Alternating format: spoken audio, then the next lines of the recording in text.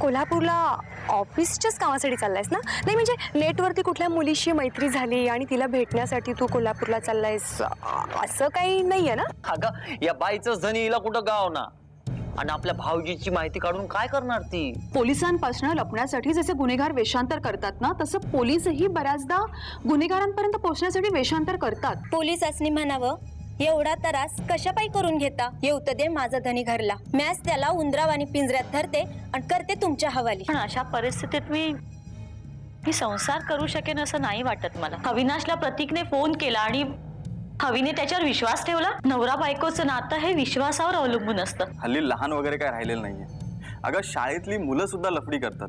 हे बघ मोनिका, तुझ्या वापरात नसलेले कानातले इथे कसे आले ते मी नाही सांगू शकत. जागृतीने स्वतःहून इथे येण्याचं कोणतंही कारण मला तरी दिसत नाहीये. काय बाई बोलत होते तुमच्या मागणं? मी स्वतःच तुम्हासनी पोलिसांच्या हवाली करायचं म्हणत होते. खरं तर तू माझी लक्ष्मी आहेस, माझी पुण्याई आहेस, आणि या पुण्याईच्या जोरावरच तर मी अशा बिकट प्रसंगातून सावरलो ना.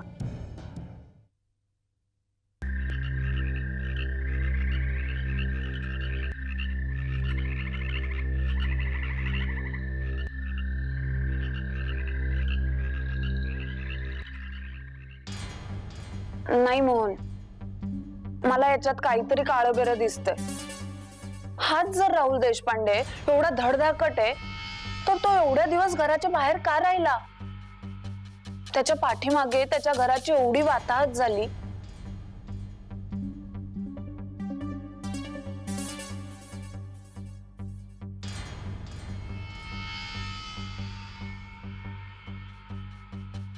त्याची आई वारली, त्याच्या बहिणीनं आत्महत्या केली, त्याचं काहीच वाटत नाही त्याला.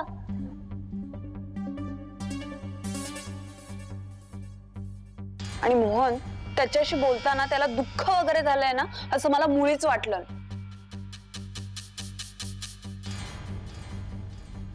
बर ठीक आहे, तुम्ही कधी येताय परत? ओके.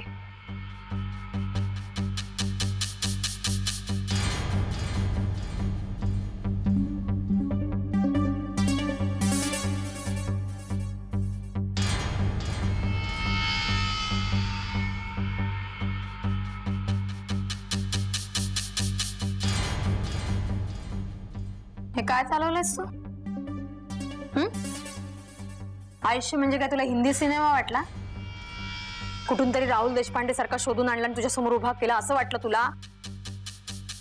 मी आणि कोणतो कुणाल रणदिवे आणि ती प्राची नार्वेकर असं 3 जण मिळून जगभर हिंडलो आणि मग त्या राहुल देशपांडे सारखा कोणीतरी शोधला आणि असा उभा केला तुझ्या समोर असं वाटलं तुला? जाऊ दे, कोणाला काय वाटावं हे काही आपल्या हातात नसतं. इतकं डोकं फोडलं तुझ्या समोर, पण तुला जर काही समजतच नसेल तर काय करायचं आम्ही?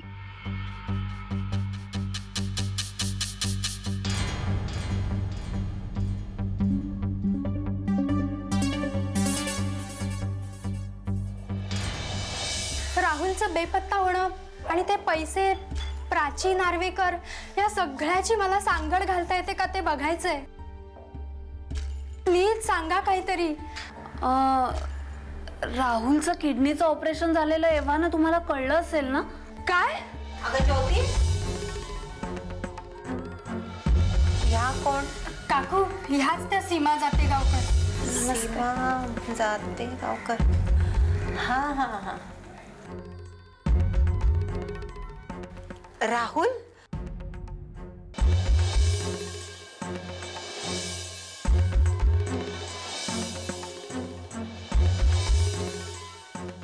अरे तू तिथं काय उभा आहेस? चल आत ये, चल पटकन. हा काय प्रकार आहे? तेच तर तुम्हाला सांगते, पण प्लीज त्याआधी मला सांगा, राहुल बँगलोरला आला होता तेव्हा काय घडलं तिथे?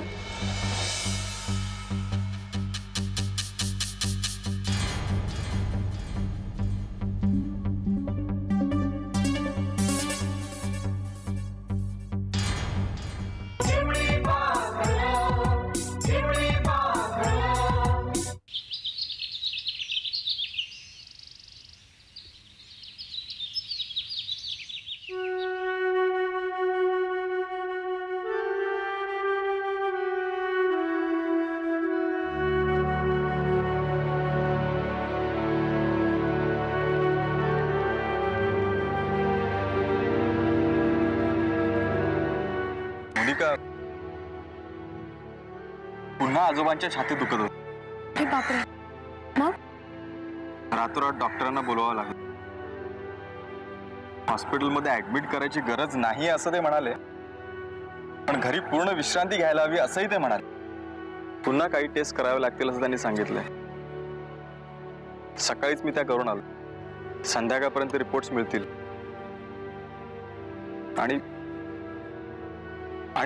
त्यात हे कोल्हापूरला जायचं. मोनिका, मला खरंच कळत नाही मी काय करू. तू नको काळजी करू आजोबांची, मी आहे ना, मी काळजी घेईन आजोबांची. तू जा. दिवसा तू असशील ग, पण रात्रीचं काय? कोणाच्या भरोश्यावर मी आजोबांना सोडून जाऊ? आणि त्यात सरांनी सांगितलं की हे सेमिनार अटेंड करणं खूप महत्वाचं आहे.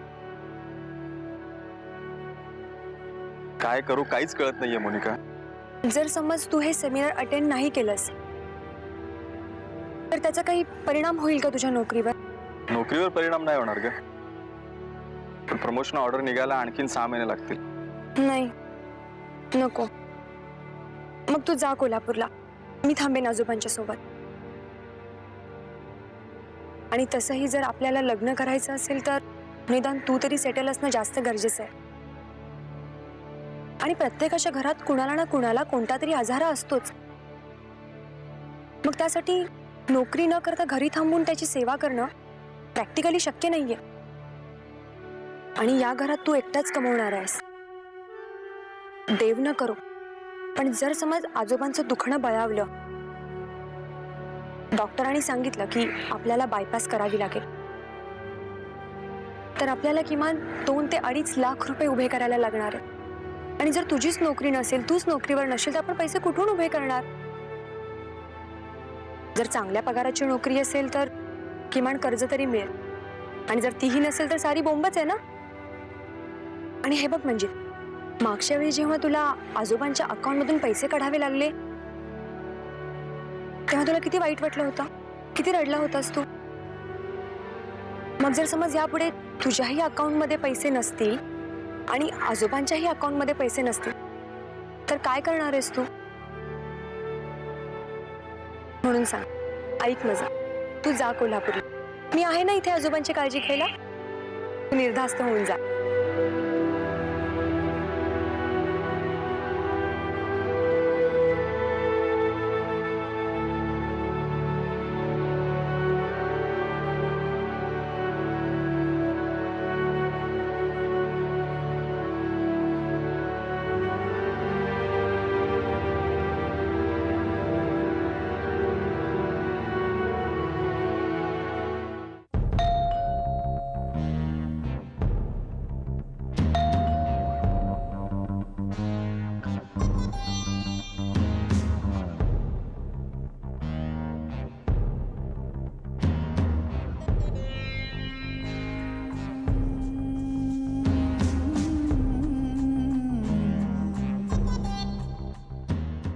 माधुरी, तू म्हणशील मला लाज नाही, सेल्फ रिस्पेक्ट नाही. वारंवार अपमान होऊनही मी पुन्हा पुन्हा तुझी समजूत काढायला येतोय. हाती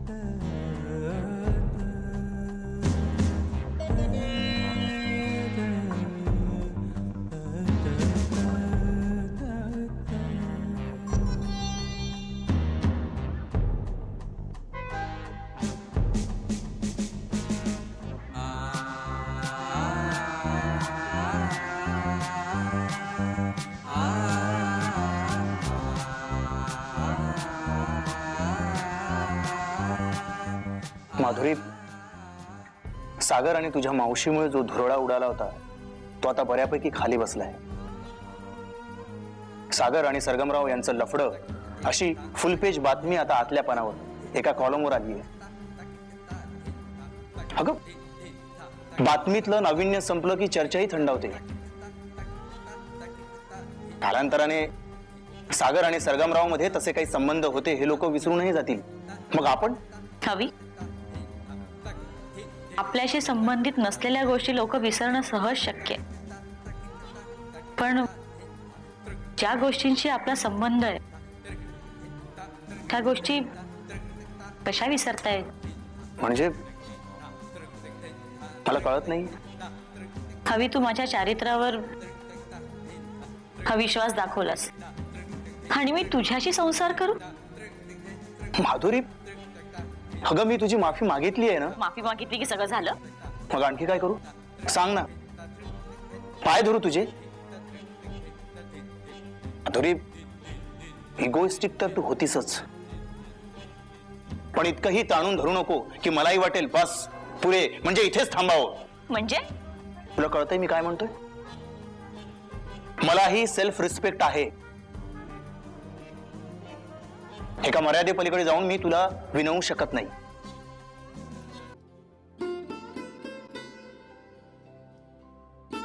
येतो मी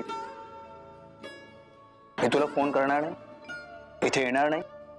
वाटलं तर तू मला कॉन्टॅक्ट कर.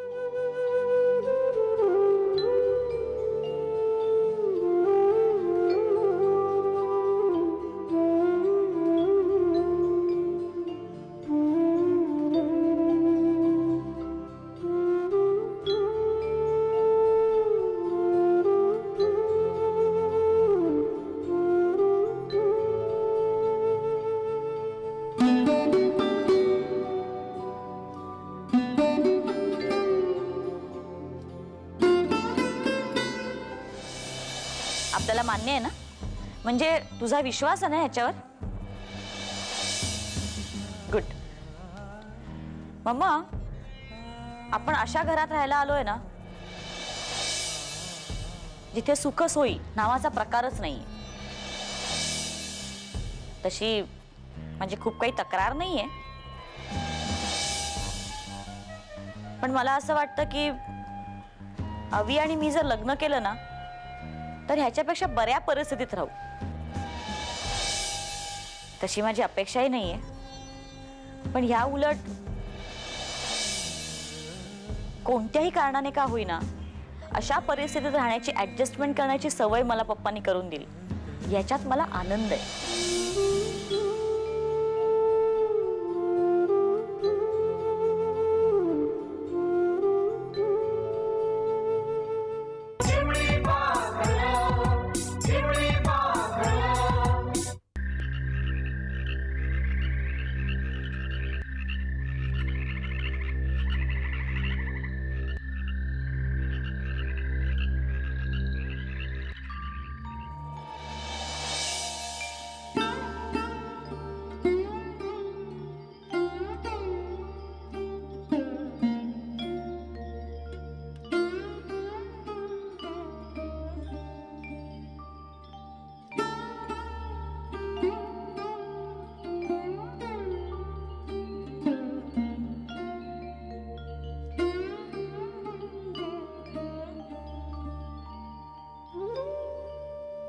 आजोबा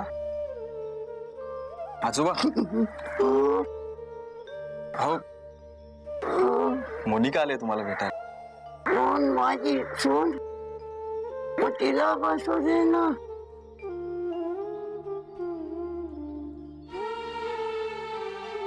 मोनिका बाळ तू कशी आहे?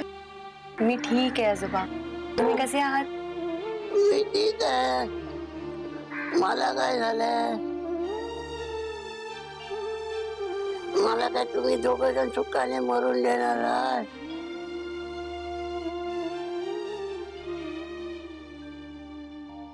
असं का म्हणताय तुम्ही आजोबा?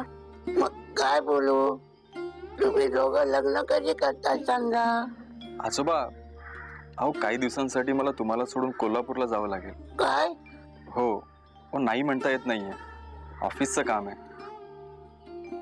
अहो आजोबा काही दिवसांसाठी तिथे जर ते सेमिनार मी अटेंड करून आलो तर माझं प्रमोशन होईल आणि माझा पगारही वाढेल. तुला या म्हाताऱ्या आजोबापेक्षा तुला पैसे जास्त महत्वाचे वाटतात काय रे? नाही आजोबा, मंजितचा खूप जीव आहे तुमच्यावर. तो तर तयारच नव्हता जायला. मीच त्याला सांगितलं की तू कोल्हापूरवरून येईपर्यंत मी आजोबांच्या जवळ राहीन, मी घेईन त्यांची काळजी. मग कुठे तो तयार झाला जायला.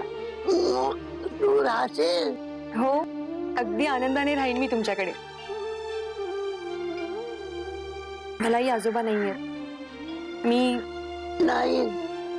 मी तुझा आजोबा नाही, मी तुझा सासरे बुवा. तू सासरे बुवा या नात्याने राहणार असतील तरच ना. मी काय विचारतो?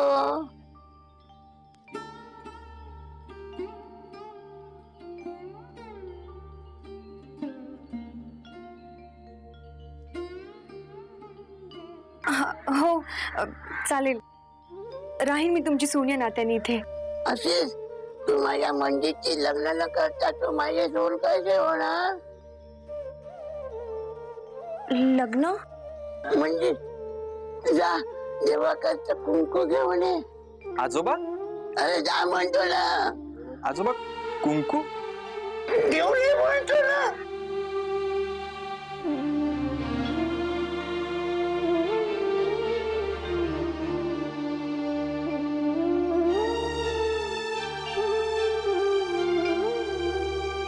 ठीक आहे आजोबा. अरे माझ्याकडे कुठे देतोय? तुम्ही दोघं खरोखरच लग्न करत नाही तर तिच्या मलबल भर.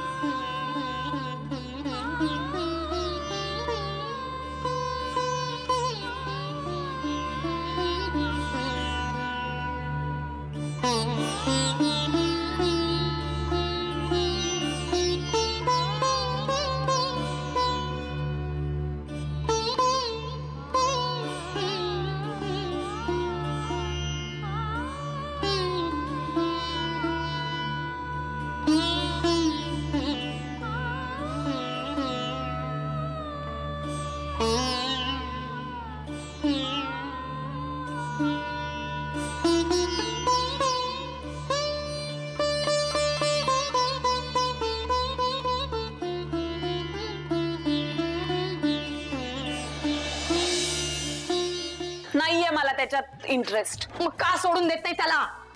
का खेळतेस त्याच्या आयुष्याशी? कारण तुम्ही राहुल आणि त्याच्या कुटुंबाशी खेळलात. आता काहीतरी कारण काढून अडून नको बसूस. इथे लोकांना तोंड दाखवायला जागा राहिली नाही आम्हाला. दोन्ही मुली माहेरपणाला आलेत, बरेच दिवस झाले नाही. जो भेटेल तो विचारतो हा प्रश्न, काय उत्तर देऊ आम्ही? मी तुला एकदा तुझ्या लग्नाबद्दल विचारलो. काही नाही दादा, आता कुठे लग्न करायचं रे?